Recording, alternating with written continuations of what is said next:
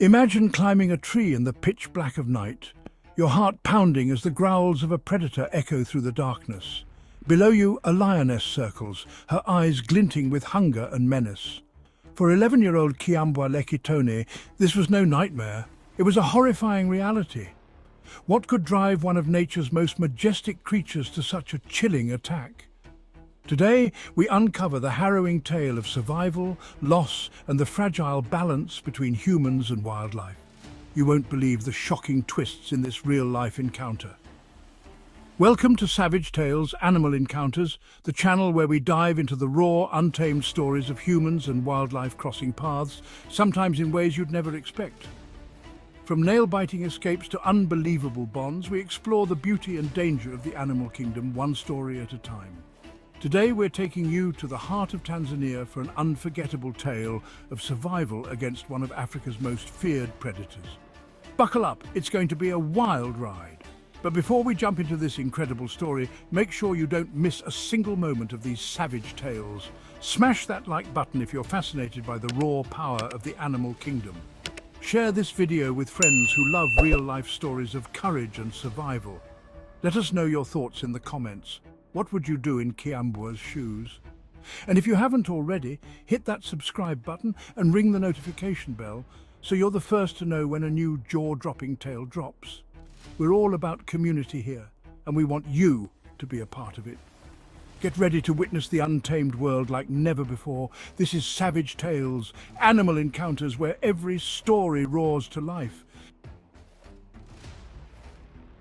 In the vast, untamed wilderness of Tanzania's Ngorongoro Conservation Area, life for the Maasai is an intricate dance of survival, tradition and coexistence with some of the most fearsome predators on Earth. For 11-year-old Kiambwa Lekitone and his 3 younger brothers, it was a life deeply rooted in responsibility. Every day, they ventured into the rugged landscape to graze their family's cattle, a duty instilled in them from a young age. On that fateful evening, as the sun dipped below the horizon, painting the plains in hues of gold and crimson, the boys noticed something alarming. Several cows were missing.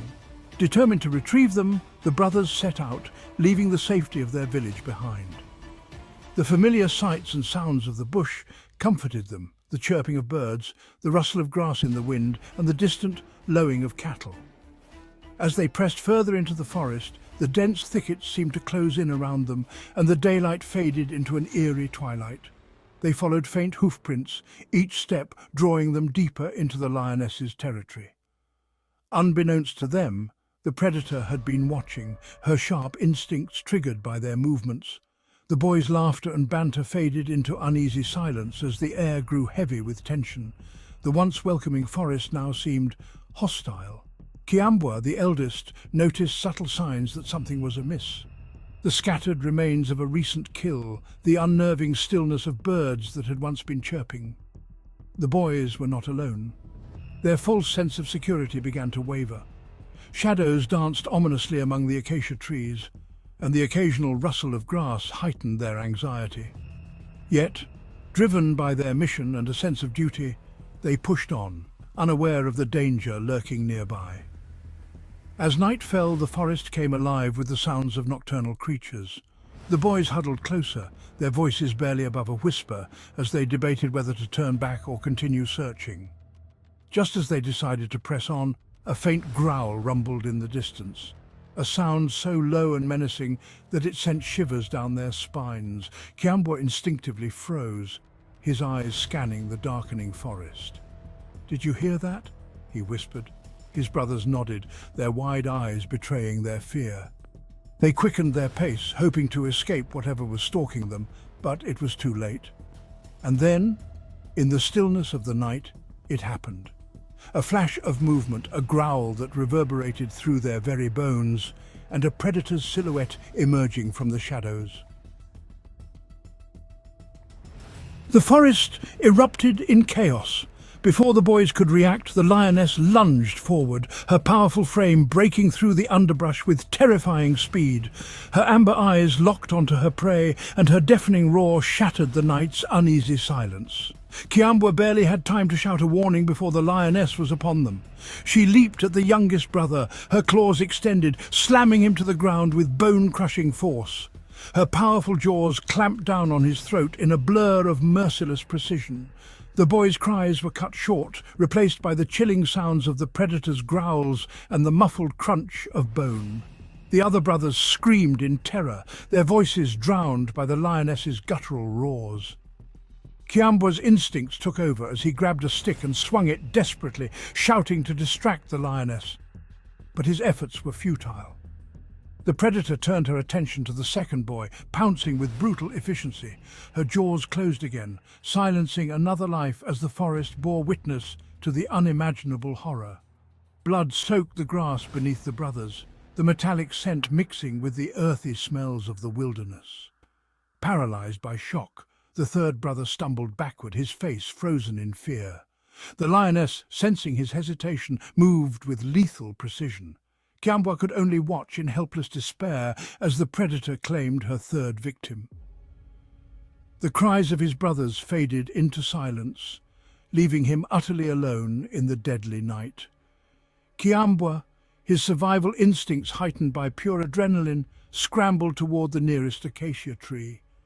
The rough bark scraped his hands as he climbed higher, each thorn digging into his flesh. Pain meant nothing now. Survival was his only goal. From his precarious perch, he looked down in horror as the lioness circled the remains of her victims, her ears twitching at every sound. The boy clung to the tree throughout the long, dark hours of the night. His body trembled uncontrollably, both from the chill and the trauma of what he had witnessed. Below, the lioness fed on her kills, her low growls and the sound of tearing flesh piercing the oppressive silence. Kiambwa's tears streamed silently down his face as he watched the gruesome scene unfold. As dawn began to break, the predator retreated into the shadows, satiated and uninterested in her lone survivor. The forest was eerily still now, save for the faint rustling of leaves in the morning breeze. Kiambwa, his limbs numb and his wounds stinging, cautiously climbed down from the tree. The ground beneath him was stained with blood, and the sight of his brothers' lifeless bodies shattered him anew. He collapsed to his knees, overwhelmed by grief and guilt, before summoning the strength to run back toward the village. When he finally stumbled into the village hours later, battered and bloodied, the sight of the boy sent shockwaves through the community. Villagers rushed to his side, their questions drowned by Kiambwa's uncontrollable sobbing. Between gasps for air, he managed to point in the direction of the forest, his trembling hands smeared with dirt and dried blood. The community mobilized immediately, armed with spears and a grim determination to retrieve the remains of the boys and track the predator responsible. What they found in the forest was a devastating scene, evidence of a violent struggle and the chilling remnants of the lioness's feast. The sight of the blood-soaked clearing hardened their resolve. Kiambwa was treated for his injuries, but his emotional scars ran far deeper. For days he remained silent, his young mind replaying the night's horrors over and over. The villagers mourned the loss of the three brothers. Their grief mingled with anger and fear.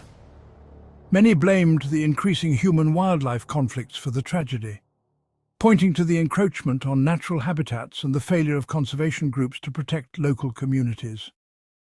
For Kiambwa, the tragedy marked the end of his childhood. Though he had survived, the weight of his loss would remain with him forever, a haunting reminder of the fragile balance between humans and the wild.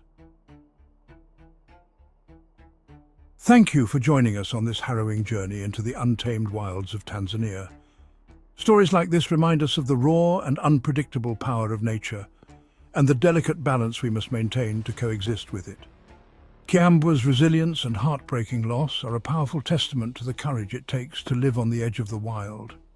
If this story moved you, taught you something new, or left you reflecting on the fragile relationship between humans and wildlife, Please take a moment to show your support. Hit that like button to let us know you appreciate these deep dives into real-life animal encounters. Share this video with friends and family who love stories that blend bravery, tragedy, and the untamed beauty of the animal kingdom. We want to hear from you too. Drop your thoughts in the comments below. What do you think can be done to prevent tragedies like this? Do you have your own stories of animal encounters? Let's start a conversation. And if you haven't already, don't leave without subscribing to our channel, Savage Tales Animal Encounters. Ring the notification bell so you never miss another gripping tale of the wild. We post new videos that bring you face to face with nature's most incredible and sometimes terrifying creatures. Once again, thank you for watching and for being part of our community. Remember, every story here is a window into the wild, a chance to witness the beauty and danger of nature up close. Until next time, stay curious, stay adventurous, and stay wild. This is Savage Tales, Animal Encounters, where every story roars to life.